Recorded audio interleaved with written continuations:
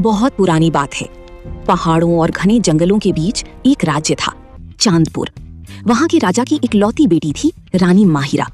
उसकी खूबसूरती की चर्चा दूर दूर तक थी। कहते थे जब वो महल की छत पर आती तो चांद भी बादलों में छिप जाता, क्योंकि उसे डर लगता कि कहीं उसकी रोशनी फीकी ना पड़ जाए। माहिरा जितनी खूबसूरत थी उतनी ही मासूम भी। उसे महल की भीड़ भाड़ पसंद नहीं थी। हर रात वो अकेले महल के पीछे वाले पुराने बाग में चली जाती, जहाँ एक सूखा कुआं था। लेकिन उस कुएं में एक राज छुपा था। उसमें रहता था एक जिन, जाफिर, सदियों से कैद। एक रात माहिरा कुएं के पास बैठकर रो रही थी। राजा ने उसकी शादी जबरदस्ती पड़ोसी राज्य के क्रूर राजकुमार से तय कर दी थी। उसके आंसू कुएं में गिरे। अचानक कुएं से काला धुआं उठा और एक लंबा डरावना साया सामने आ खड़ा हुआ। कौन है जो मेरी नींद तोड़ने की हिम्मत करता है? माहिरा डर गई, पर जब जाफिर ने उसका चेहरा देखा वो ठिठक गया। उसने सदियों में ऐसी खूबसूरती कभी नहीं देखी थी। उसी पल जाफिर को उससे इश्क हो गया।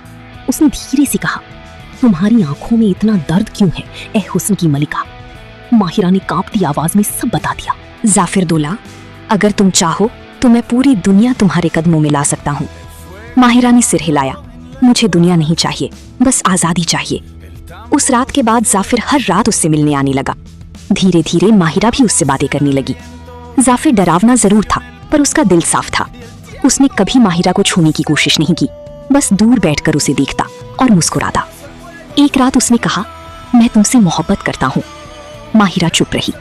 जानता हूँ, मैं जिन हूँ, तुम इंसान, मेरा इश्क नामुमकिन है। माहिरा ने पहली बार उसकी तरफ देखा। नामुमकिन मोहब्बत ही सबसे सच्ची होती है। दोनों की मोहब्बत बढ़ती गई, लेकिन महल के एक तांत्रिक को इस बात का पता चल गया। उसने राजा को सब बता दिया। राजा गुस्से से पागल हो उठा। एक जिन मेरी बेटी पर नजर डाले, उसे खत्म कर दो। तांत्रिक ने काला यज्ञ किया। अगली रात जब जाफिर माहिरा से मिलने आया तो चारों तरफ आग का घेरा बन गया। जाफिर तड़प उठा। माहिरा चीखी, नहीं। तांत्रिक हंसा, या तो ये जलेगा या तुम इसकी मोहब्बत छोड़ दो। जाफिर दर्द में भी मुस्कुराया। माहिरा, मुझे भूल जाना। माहिरा की आंखों से आंसू बह निकले। उसने बिना सोचे आग के घेरे में छलांग लगा दी।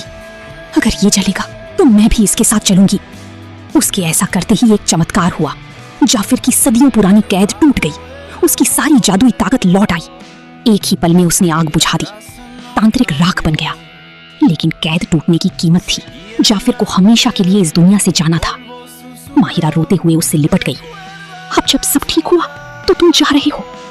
जाफिर ने उसके आंसू पूछे। कुछ मोहब्बतें साथ रहने के लिए नहीं होती, अमर होने के लिए होती हैं। धीरे धीरे उसका शरीर धुएं में बदलने लगा।